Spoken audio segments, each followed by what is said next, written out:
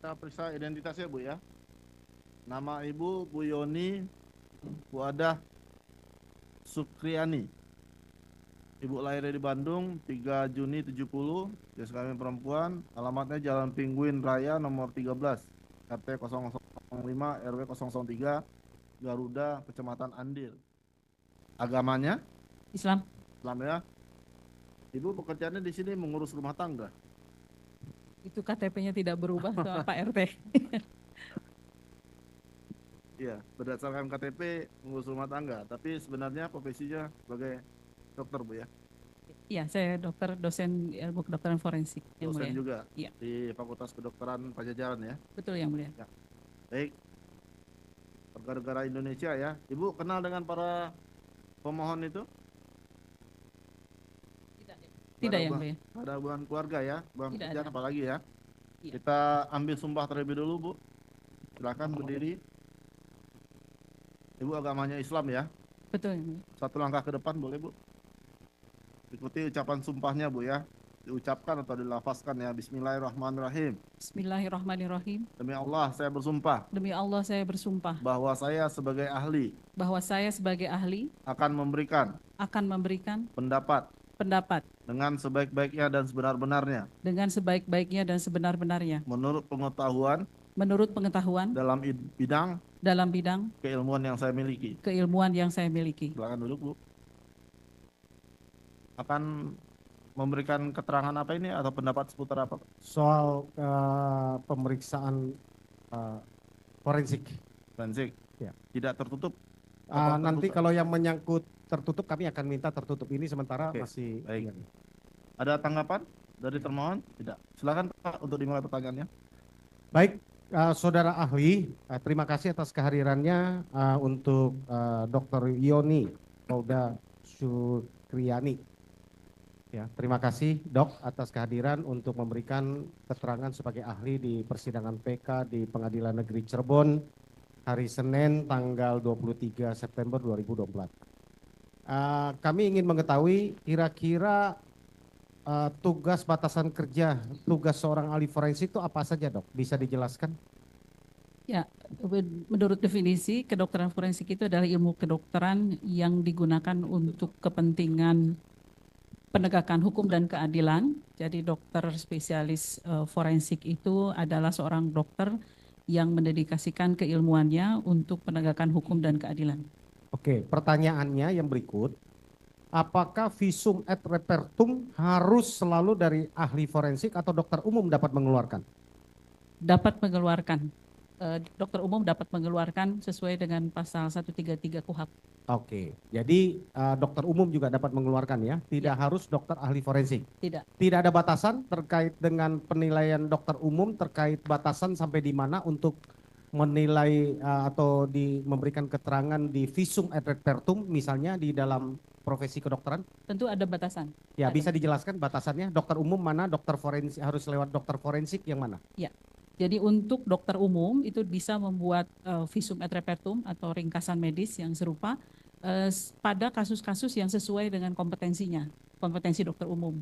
Sedangkan untuk kompetensi spesialis yang lain, maka harus spesialis tersebut yang melakukan pembuatan visum et repertum.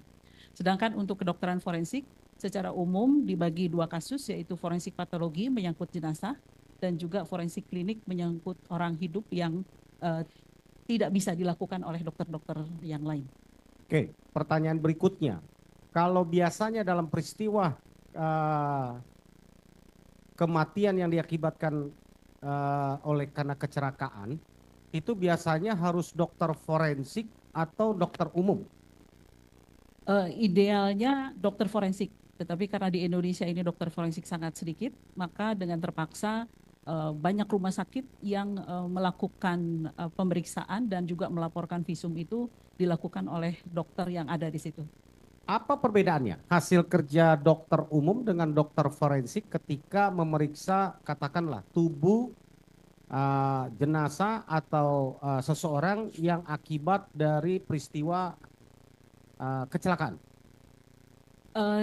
Tentu akan ada perbedaan kemampuan atau kompetensi evidential reasoning Jadi artinya menilai apakah suatu fakta klinik atau fakta kedokteran itu punya makna di mata hukum. Nah, itu perbedaan antara dokter umum dengan dokter forensik atau dokter lain dengan dokter forensik. Saya kira itu. Oke, saya ingin bertanya lagi. Ahli, apakah ada katakan datang nih pasien ya, baik dalam keadaan meninggal atau masih hidup ya, itu kan pasti ditanya dalam apa dia terluka dibawa ke IGD ya, di IGD ya. Apakah dokter selalu berpatokan kepada informasi awal, misalnya ketika ada pasien datang, lalu di pasien di awal dikatakan, kenapa nih? Ini pasien adalah dari kecelakaan, korban dari kecelakaan. Lalu apakah ada standar dokter memeriksa, misalkan ketika memeriksa tubuh korban atau pasien tersebut, ternyata menemukan hal-hal yang bukan peristiwa diduga kecelakaan seperti informasi awal. Ya, apakah dokter itu wajib menyampaikan itu ke polisi atau dia hanya meneruskan terus dia hanya mencatatkan apa yang ditemukan? Kalau korbannya itu bukan anak-anak, umumnya itu dicatatkan saja sebagai temuan kedokteran di dalam rekam medis. Karena di dalam sistem hukum kita, yang orang awam yang diwajibkan untuk melaporkan suatu dugaan adanya tindak pidana itu hanya jika korbannya adalah anak-anak sesuai dengan Undang-Undang Perlindungan Anak. Oke, berarti kalau ada seorang dikatakan itu ada korban kecelakaan dibawa ke IGD, pada tubuhnya dilihat bukan adalah korban kecelakaan, dokter itu tetap akan memeriksa seolah-olah memperlakukan bahwa itu seperti korban kecelakaan, begitu? Iya. Jadi inilah mungkin yang menjadi perbedaan antara dokter forensik dan non forensik. Karena dokter non forensik itu lebih terbiasa untuk dalam tanda kutip memang fokus pada masalah klinis, artinya menolong korban, tidak terlalu memikirkan apakah ini punya dampak hukum atau tidak. Dan di Indonesia ini memang baru sedikit rumah sakit yang selain rumah sakit besar yang memiliki dokter forensik juga. Oke, terima kasih Ali. Pertanyaan berikutnya, kalau di dalam memeriksa ya tubuh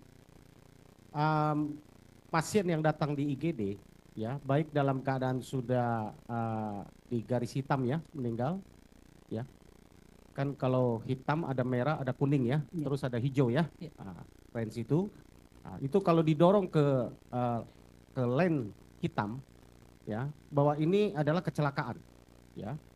Lalu ada nggak prosedur tetap harus diperiksa luka apa saja, misalnya hanya luka yang terlihat saja, atau dia ada prosedur misalnya dari tengkorak atas dia pegang, ada nggak diperiksa dengan teliti, ada luka di mana saja, dia terus catatkan secara teliti ya? Ya, standarnya sekarang sudah mulai berkembang, yaitu pemeriksaan dead on arrival namanya. Jadi pasien datang diduga masih hidup, ternyata setelah diperiksa dia sudah meninggal. Maka sebetulnya dokter yang ada di situ wajib untuk menseleksi apakah kematiannya kira-kira akibat yang wajar, artinya penyakit, atau tidak wajar, seperti kecelakaan, pembunuhan, bunuh diri, atau yang tidak jelas begitu. Nah, harusnya di situ dilakukan pemeriksaan dead on arrival, di mana dia memeriksa seluruh tubuh, artinya apakah ada luka-luka yang luka-luka apa saja dan lain sebagainya. Hanya ini memang prosedur standar yang baru berkembang dan saya kira ya banyak yang melakukan, tapi banyak juga yang mungkin belum melakukan dengan baik. Saya ingin bertanya lagi ahli, kalau pemeriksaan berarti standar sama ya, baik dokter umum ataupun dokter yang ada di rumah sakit, periksa luar itu punya standar yang sama ya? Ya. Artinya kelihatannya tipis sekali kemungkinan kalau ada luka yang terlewat, tidak terlihat gitu?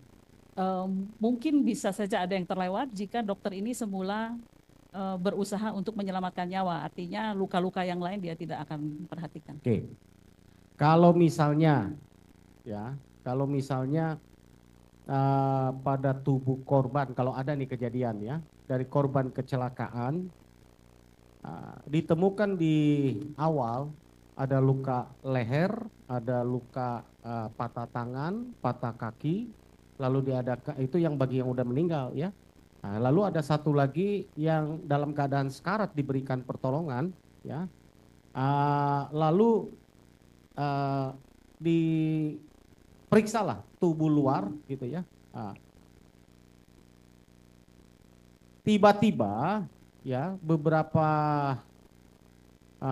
hari kemudian, ya tepatnya 14 atau 13 hari kemudian diadakan apa namanya ekshumasi ya. Kemudian penggalian mayat ya, lalu ditemukan ada luka yang tidak ketemu ya di tengkorak atas depan ya, atau tengkorak atas depan. Kira-kira luka tengkorak itu bisa sampai tidak terlihat, padahal luka tengkorak bawah bisa terlihat. Kira-kira bisa terjadi? Kemungkinannya adalah terlihat, tetapi karena terlalu parah maka dia juga harus hati-hati untuk melakukan tindakan, apakah itu pemeriksaan ronsen atau pemeriksaan lain atau pengobatan. Atau kedua memang tidak melihat itu. Tidak ada. Pertanyaan saya berikutnya, dokter ahli. Kalau sampai tengkorak dalam itu bisa pecah, ya retak, mungkin tidak di kulit luarnya sama sekali tidak luka. Mungkin, Bisa jadi. bisa jadi, Sampai tengkorak dalamnya pecah. bisa jadi, Bisa jadi. bisa jadi. Itu akibat apa biasanya? Misalnya pada patah tulang dasar tengkorak, itu tulang dasar tengkorak itu adalah tulang tengkorak yang ada di tengah, tidak terlihat dari luar. Itu kalau patah tandanya justru bisa saja di luar tidak terlihat apa-apa, tetapi salah satu tanda yang sering terjadi justru adalah perdarahan di hidung, perdarahan telinga, dan mata agak gelap. Jadi tidak terlihat dari luar. Itu akibat apa? Itu kalau ada patah tulang dasar tengkorak. Ya, penyebab patah karena pukulan atau benturan atau apa? Menurut apa? Harus benturan yang sangat kuat ya, karena Kalau dipukul nggak mungkin. dipukul pakai apa? Pakai tangan kosong? Tidak mungkin. Kalau tangan kosong pukul tidak mungkin ya. Tidak. Kalau pakai bambu, Bambunya sebesar apa? Apakah kosong atau isi? misalnya kalau pakai bambu biasanya saya kejeduk aja benjol, dok. Ya. Ya, apalagi kalau dipukul sampai tulang tengkorak Ya. ini retak, apa mungkin? Kalau bambunya seperti yang saya bayangkan, bambu di mana dia kosong di dalamnya, kemudian diameternya kurang lebih 5-10 cm begitu, saya kira tidak. Mungkin ada kerusakan justru pada jaringan lunaknya ya, kulit misalnya begitu Ya, ya, itu maksud daripada di dalam. Karena untuk mematahkan tulang dasar tengkorak itu perlu power yang sangat besar ya. Seberapa kuat sebenarnya untuk memecahkan tengkorak atas itu? Kalau saya itu baru menemukan di literatur, kalau misalnya kecelakaan lalu lintas, kecepatan 35 km per jam, itu sudah bisa menyebabkan dia kemudian kecelakaan dan jatuh terlempar misalnya, maka tulang dasar tengkorak itu sudah bisa patah. Tetapi lebih jarang, yang lebih sering adalah 45 km per jam ke atas. Oh, jadi kalau akibat kecelakaan karena benturannya sekaligus, apalagi masih terlindung dengan helm, ya mungkin karena benturan di dalam dengan helm, sehingga tidak ada luka luar, tapi dalam keadaan retak bisa jadi itu ya. Ini juga miskonsepsi tentang helm sebetulnya, karena helm itu hanya melindungi sekitar 40% dari kemungkinan head injury. Dan helm yang beratnya lebih dari 1,5 kilogram, justru itu akan bisa memungkinkan injury atau patah tulang yang lebih besar. Kemudian kalau dari data menunjukkan bahwa 70% korban dengan tulang dasar tengkorak yang patah itu pada pengendara motor justru yang mengenakan helm full face. Mungkin bisa ditunjukkan gambar helm, Pak. Coba, Dok, bisa Pak? Majelis, mohon izin kita dengan kerusakan, ya, tolong. Ari, dari termohon, kalau mau lihat. Oh, tidak. Dijelaskan Pak Yan, rusak helmnya bagian depan apa aja, supaya dokter bisa menilai.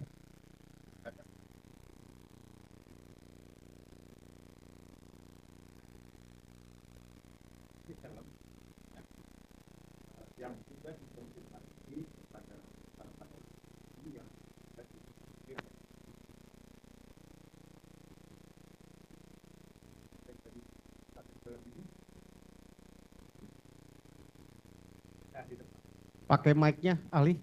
Pakai Ya. mic. Berarti kalau melihat foto ini kerusakannya itu dari atau traumanya dari depan dan memang fraktur atau patah tulang dasar tengkorak itu paling sering kalau dari depan itu jika arahnya sekira-kira pipi, maka itu menyebabkan patah tulang dasar tengkorak. Ini, saksi kami menceritakan bahwa pada saat pertama kali ditemukan jenazah dalam keadaan telungkup. Ya. Ya. Jadi itu dari penjelasan saksi-saksi yang sudah kami dengarkan di muka persidangan. Jadi menurut mereka bahwa si korban laki-laki ini jatuh itu tertelungkup itu bagian wajahnya yang terjatuh. Ya. Dan ada seorang saksi mata yang melihat bahwa korban ini membentur tiang PJU. Ya. Nah, itu keterangan saksi yang pernah diungkap di muka persidangan ini, ahli. Pertanyaannya? Kalau tadi kan ahli bilang mungkin traumanya trauma depan. Ya. Nah, trauma depan ini terjadi pada saat dia membentur ke aspal ini. Nah, apakah dengan membentur ke aspal ini kerusakannya seperti ini? Tergantung dia, misalnya kalau dia terlempar dengan jarak yang kecepatan cukup tinggi, misalnya dari motornya kemudian terhalang sesuatu, kemudian tubuhnya terlempar, maka ketika benturan terhadap aspal ini cukup keras, maka memungkinkan seperti ini. Memungkinkan ya? Mungkin. Oke, Ya. terima kasih, ahli. Bambunya mana bambu? Ya, bambu runcing. Mana bambu runcing? Ya kita samakan persepsi ibu dengan barang bukti kan atau Nah, ini. Ya. persepsi ibu kan kosong. Ya. Ternyata ada isinya. Nah ini barang bukti. Nah, ini bambu ini Jelas. panjangnya sekitar 70 cm berdasarkan berita acara penyitaan. Ya. Ya, Diameter?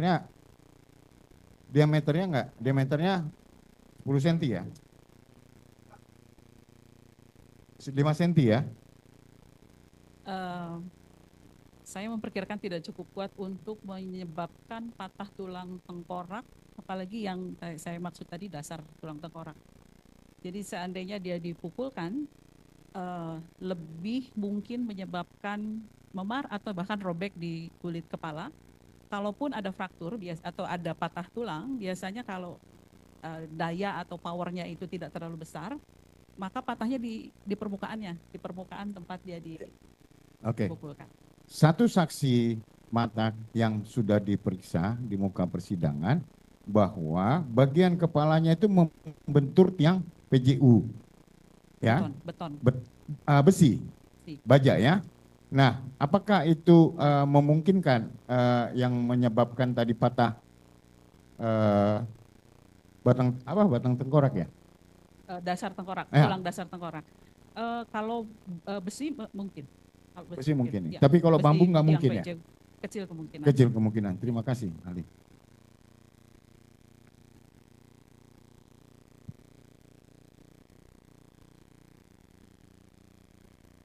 Ali, saya lanjutkan lagi, mohon izin yang mulia. Jadi untuk sampai retak berarti memerlukan tekanan power yang sangat keras ya. Lewat benda luar kalau sengaja dipukul, selain kepala tengkorak itu bisa pecah, pasti akan terjadi luka luar kalau sengaja saya logikanya pun saya berpikir begitu karena kejeduk aja pasti benjol kan gitu ya, nggak usah ahli, kalau saya pun sekarang jedukin pun pasti benjol sebelum luka tengkorak dalam gitu ya. Pertanyaan saya sebelum pertanyaan yang lain, apakah dengan luka retak tengkorak dasar tengkorak ya, atas dan bawah, orang masih bisa hidup? Tidak mati sekaligus gitu, tidak meninggal ya sekaligus, masih bisa? Tulang dasar tengkorak itu ada di tengah Pak, nggak kelihatan. Jadi ini tulang atap tengkorak, ini tulang tengkorak bagian belakang, dasar tengkorak itu di tengah di dalam, nggak akan kelihatan. Nah, patahnya tulang dasar tengkorak memang membutuhkan power yang sangat besar dan memungkinkan jika patahnya itu tidak terlalu luas dan tidak mengakibatkan kerusakan otak yang signifikan, itu masih bisa ada beberapa waktu itu hidup. Masih bisa ya? Masih bisa. Berapa lama biasanya bisa bertahan hidup? Saya tidak bisa menentukan karena sangat tergantung pada kerusakan otak yang disebabkannya. Hitungan hari atau jam? Oh, bisa Biasanya- jam, bisa hari. Bisa Kalau jam, bisa misalnya dia cepat-cepat dirawat di rumah sakit, kemudian ini dan tidak terlalu kerusakan jaringan lunak otaknya tidak terlalu parah, bisa beberapa hari. Saya yang sangat penting agak teknis saya tanya kepada ahli. Kalau orang terjadi benturan yang keras terhadap kepala, ya, lalu ada luka di mata tulang leher katakan, ya, ada karena ada luka tengkorak di bawah kepala belakang kan, ya, ada kemungkinan patah leher. Biasanya ciri-ciri orang patah leher bagaimana? Ciri-ciri patah leher. Dia masih hidup ya, masih hidup.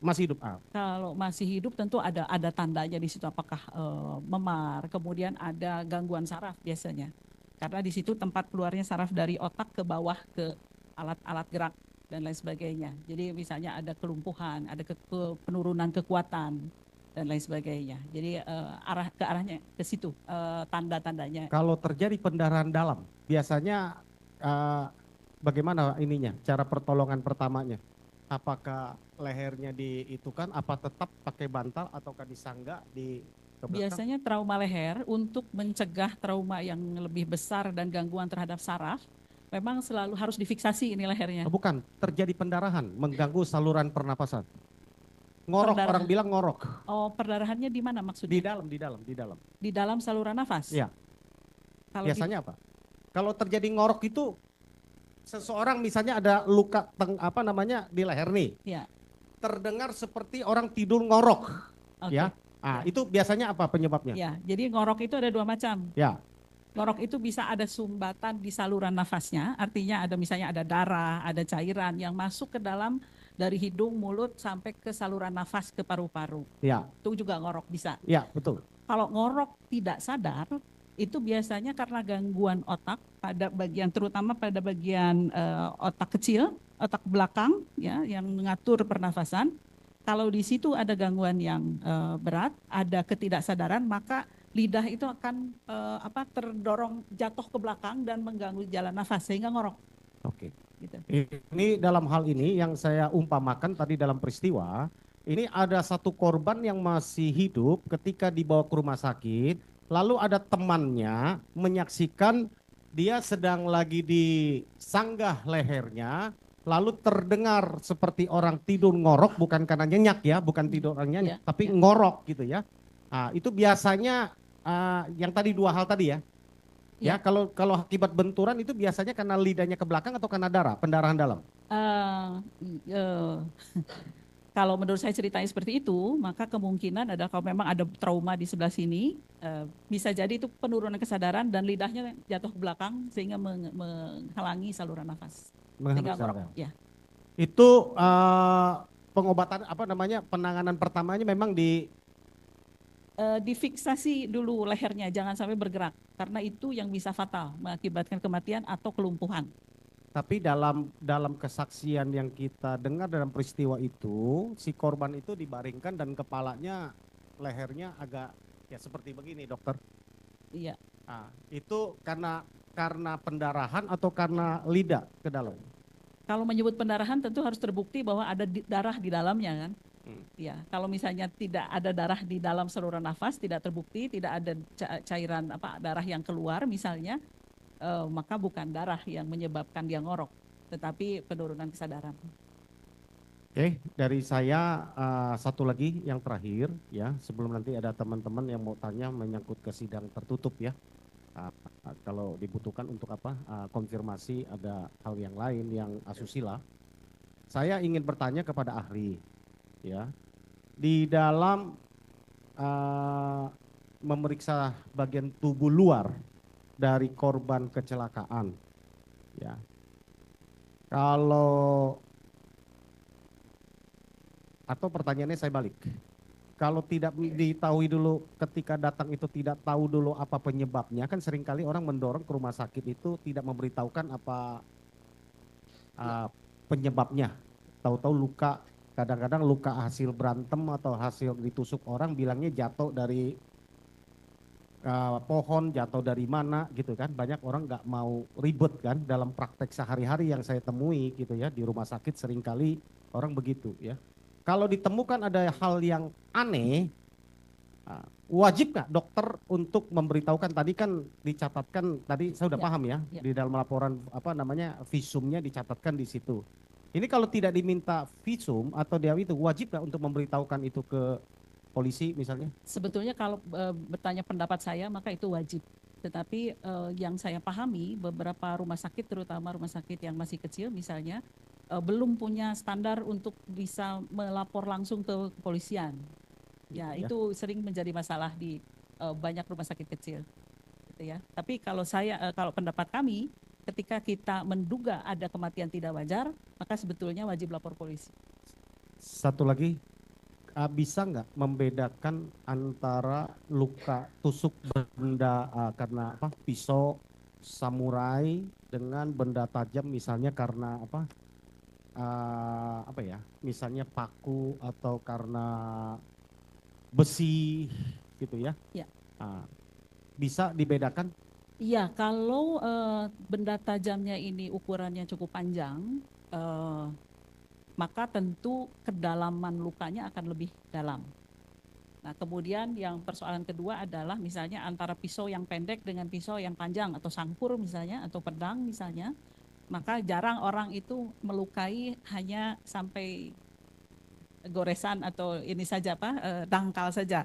Tentu dengan bilah yang panjang, power yang digunakan akan lebih lebih besar sehingga kedalaman lukanya akan lebih dalam. Kalau pedang panjang ditusuk, minimum kedalaman kalau menurut pengalaman dokter ya, ahli, itu bisa berapa senti dalamnya?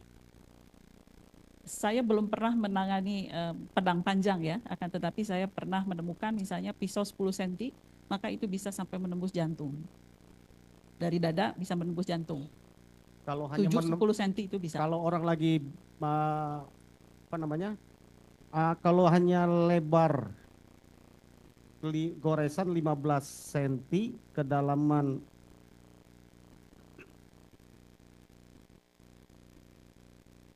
enggak ada, bukan.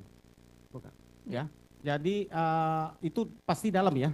Kalau misalnya saya pernah ada kasus itu antara pisau 7 cm dengan sangkur 30 cm dengan ukuran yang tadi yang menembus jantung, itu akan lebih mungkin yang 7 cm daripada yang panjang, karena kalau yang panjang tentu dia ketika ini powernya. Saya bertanyanya, kira-kira yang mematikan itu harus berapa senti kedalaman tusukan benda tajam? Katakan pisau atau samurai. Tergantung yang ditusuknya yang mana. Oh, jadi tidak semua tempat ya? Tidak semua. Oke, makasih. Saya lanjutkan.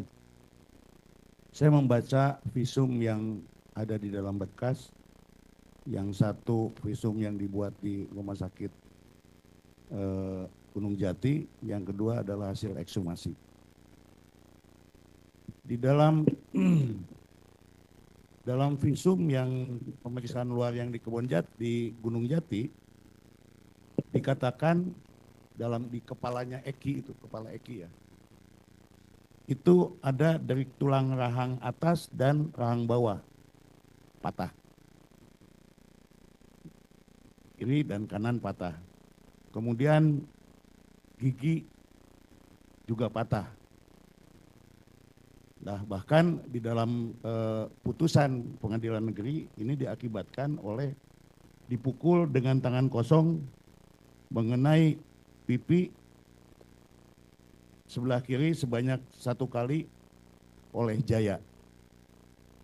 Kemudian dipukul dengan menggunakan kayu mengenai bagian rahang belakang sebelah kanan oleh Denny.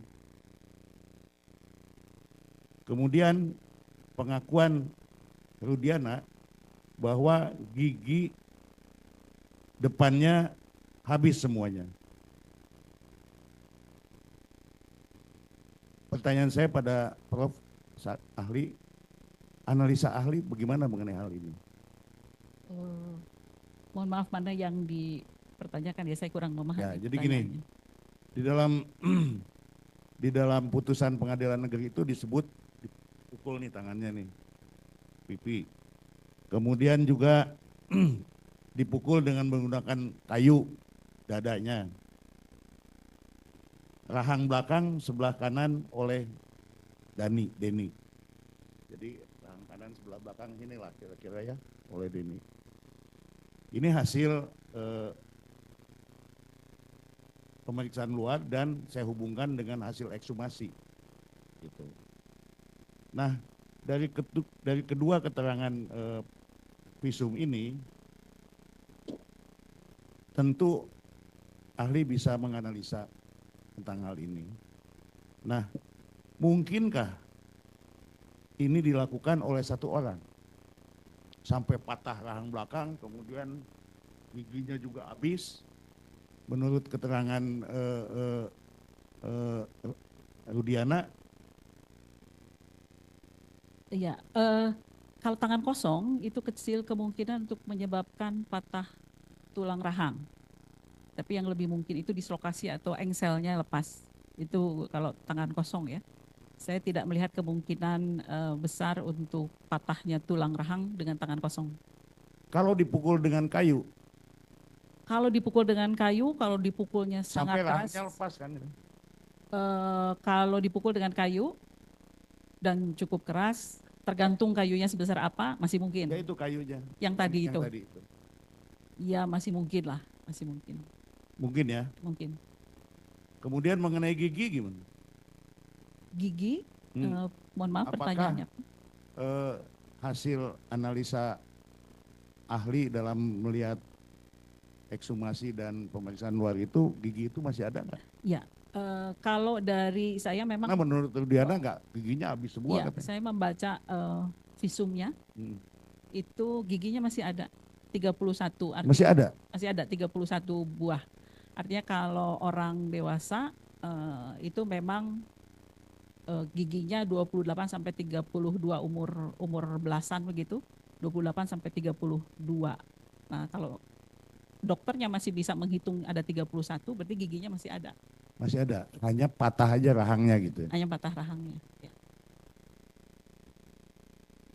Masih ada, nggak patah berarti. Giginya ada berarti nggak patah kan? Ada.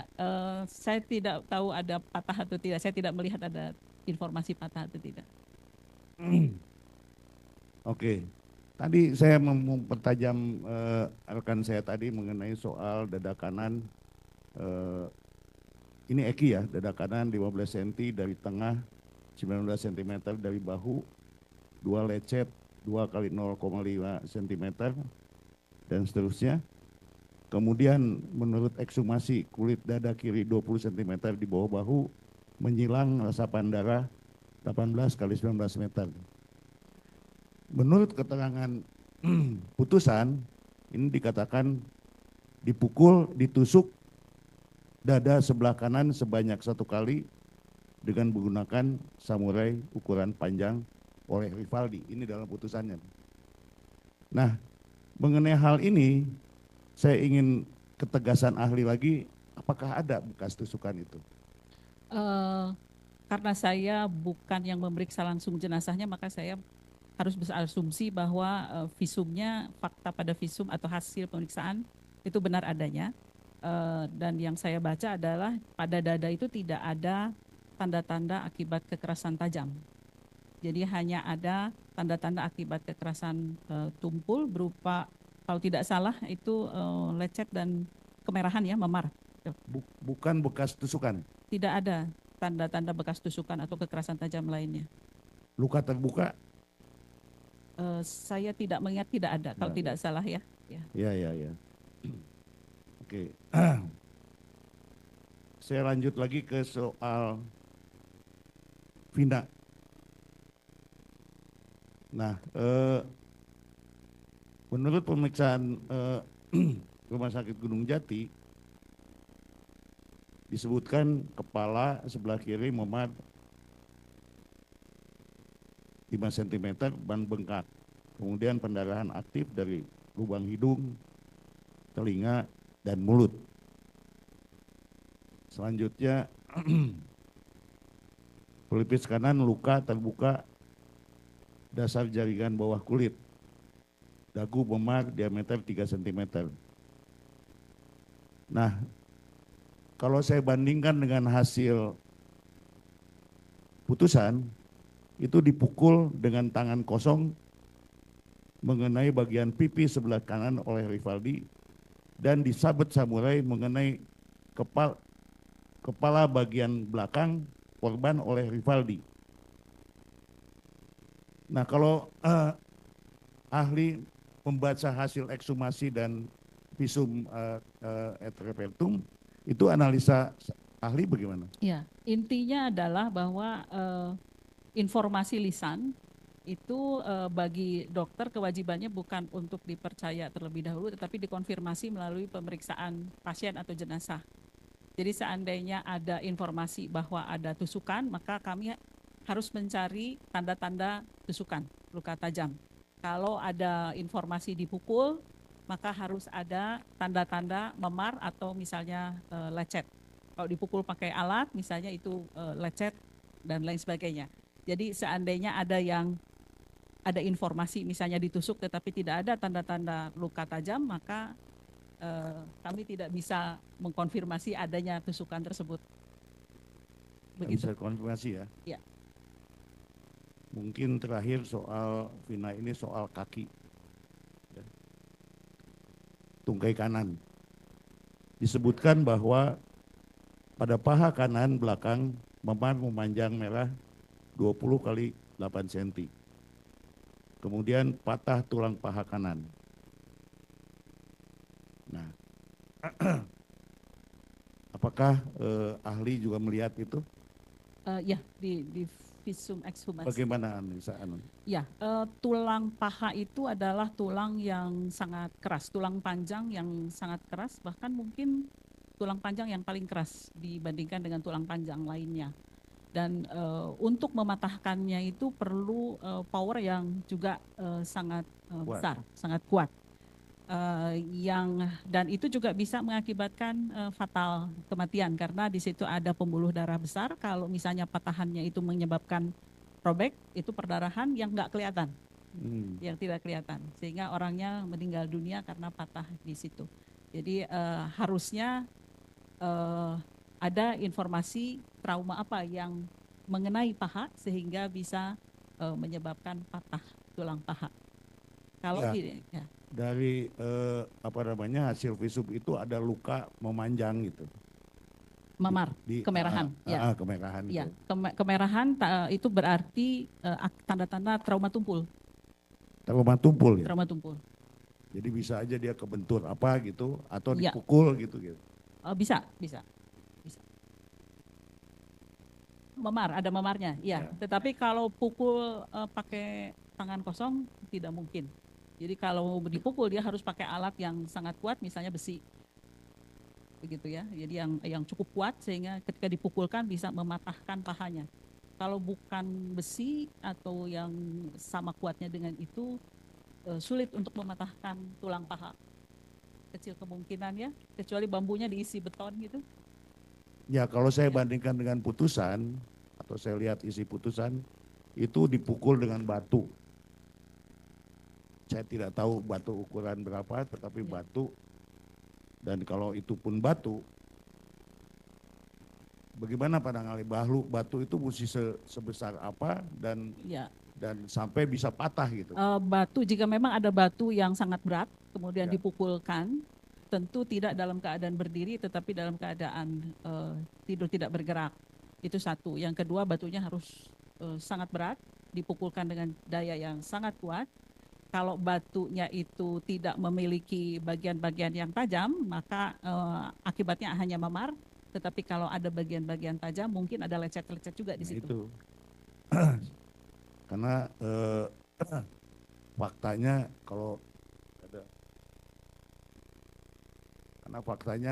itu dia luka memanjang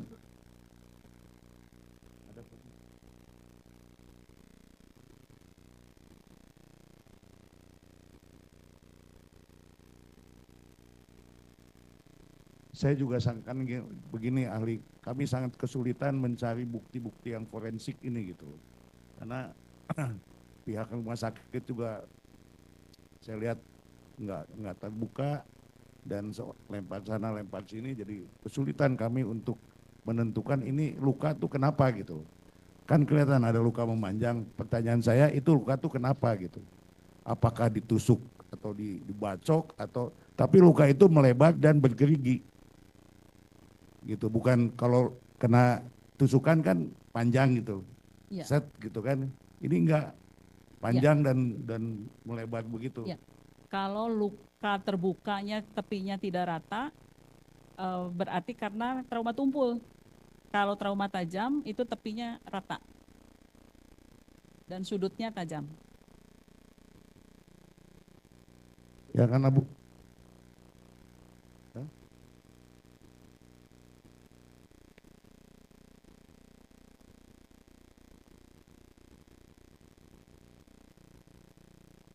Di surat ini ya?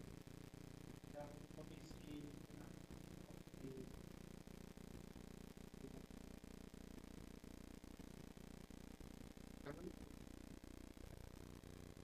kakinya.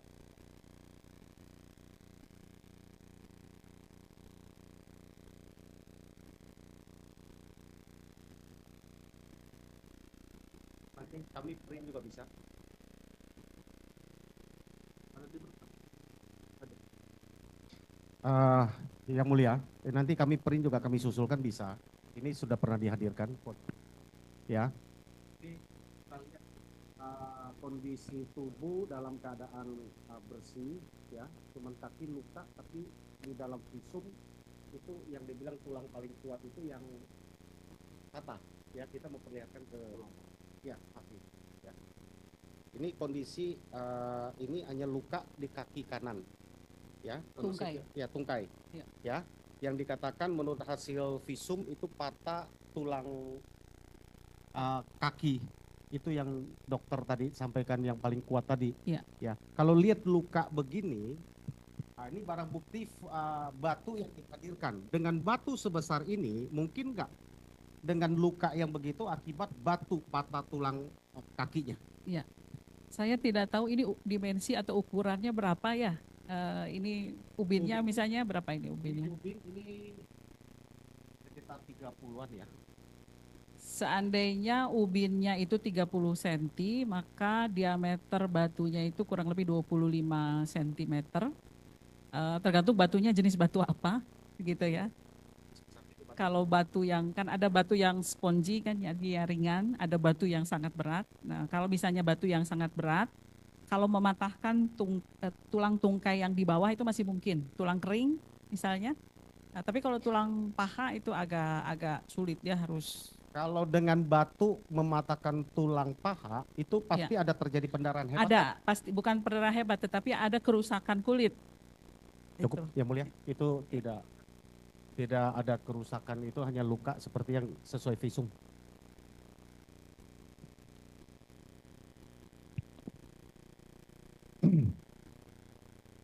Saya kira cukup ya. Oke, izin yang mulia. Selamat sore ahli. Pertama-tama saya tanyakan yang ringan-ringan saja dulu ahli. Kalau izin kita, skors. Terima kasih. Ahli tadi adalah ahli forensik yang intinya adalah membantu proses pidana, baik itu tahap penyidikan dalam rangka mengungkap tentang luka atau penyakit maupun dugaan kematian yang ditimbulkan. Yang ingin kami tanyakan, di dalam berkas perkara itu kan dalam visum maupun otopsi itu kan ada kata-kata di bawah sumpah. Pengertian di bawah sumpah ini menurut ahli apakah ini adalah independen dan sumpah itu apakah melekat kepada ahli atau ahli visum maupun otopsi? Iya, seluruh dokter, baik itu dokter forensik maupun bukan, itu sebetulnya bekerja di bawah sumpah karena dia begitu lulus itu harus sebelum lulus dia harus disumpah dulu sebelum bisa bekerja. Jadi kalau kelaziman di dalam visum itu diakhiri dengan di bawah sumpah atau misalnya menggunakan kalimat sesuai lembaran negara 350 tahun 37 misalnya yang tentang visum et repertum, itu hanya untuk penegasan saja bahwa apa yang disampaikannya adalah benar sesuai dengan yang dia temukan dan kesimpulannya sesuai dengan ilmu yang dia punyai. Selanjutnya, apakah benar memang di dalam visum itu memang menerangkan tentang luka, penyakit atau kematian yang diduga dilakukan oleh, dalam kesimpulan kadang-kadang ada trauma benda tumpul dan sajam. Apakah seperti itu? Ya, jadi bagian hasil pemeriksaan biasanya menuliskan fakta-fakta saja, misalnya hasil pengukuran, kemudian luka-luka yang ditemukan. Nah, di dalam bagian kesimpulan itu biasanya adalah interpretasi terhadap luka-luka tersebut disebabkan karena apa, kemudian mekanisme atau sekuen terjadinya luka-luka tersebut atau kematian. Jadi dari mulai trauma sampai terjadinya kematian. Tetapi tidak semua bisa sempurna seperti itu karena kalau ekshumasi atau penggalian itu kan seringkali sudah membusuk. Jadi kadang-kadang kita memang harus hati-hati untuk bisa menyimpulkan sebab kematiannya karena apa. Baik, kami ingin memohon pendapat ahli. Dan ketika orang itu katakanlah dilakukan pemukulan secara bersama-sama, secara beruntun, dengan pukulan tangan, tapi melibatkan beberapa orang, dan itu mengenai bagian kepala yang sangat sensitif. Apakah dengan keluarnya darah di hidung secara terus-menerus dan mulut, itu bisa menimbulkan kematian terhadap korban? Iya, bisa saya jelaskan begini, bahwa perdarahan yang keluar dari hidung dan telinga dan juga kadang-kadang dari mulut itu bisa diakibatkan oleh trauma lokal, artinya di hidung, di telinga, dan di mulut. Tetapi kita harus juga curiga bahwa ada patah tulang dasar tengkorak di dalam. Nah, untuk memastikannya kalau orangnya masih hidup tentu harus di ronsen. Kalau di otopsi kita harus membuka itu, gitu ya. Jadi perdarahan di hidung, telinga, mulut itu bisa karena lokal, bisa juga karena dari dalam.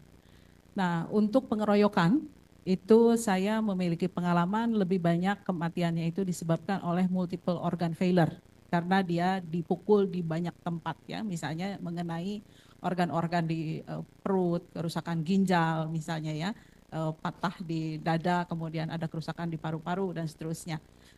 Pengalaman saya demikian. Kalau umumnya pengeroyokan dengan tangan kosong. Satu lagi terkait simpulan dugaan senjata tumpul tadi ya. Apakah di bagian kepala itu sangat riskan? Yang kedua, ketika luka itu tidak dalam, tusukan itu tidak dalam, tetapi kalau itu mengenai otot besar, tadi saya ingin penegasan, itu memang otot besar itu saluran darah yang bisa cepat mengakibatkan kematian. Kalau luka tusuk ke otot itu sebetulnya walaupun tidak dalam, tetapi mengenai otot besar. Kalau otot tidak menyebabkan kematian. Jadi tusukan yang menyebabkan kematian adalah yang mengenai pembuluh darah besar. Maksud saya pembuluh, jika mengenai pembuluh. Jika mengenai pembuluh darah besar bisa mematikan karena perdarahan yang banyak. Baik. Cukup dari kami barangkali teman-teman. Terima kasih Yang Mulia.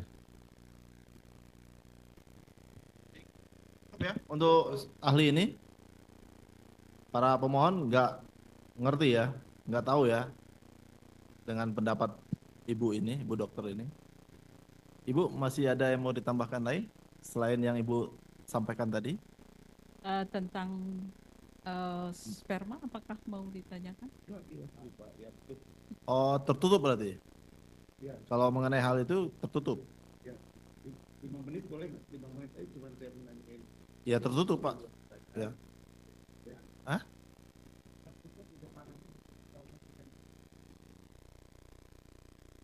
Ya, nggak bisa juga namanya. Nggak bisa juga Pak. Nggak bisa juga kalau semuanya terbuka juga. Gimana kita mau tertutup? Ya.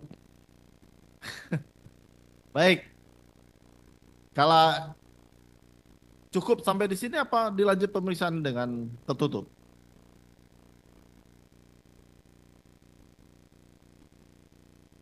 Kami serahkan pembuktiannya ke pemohon.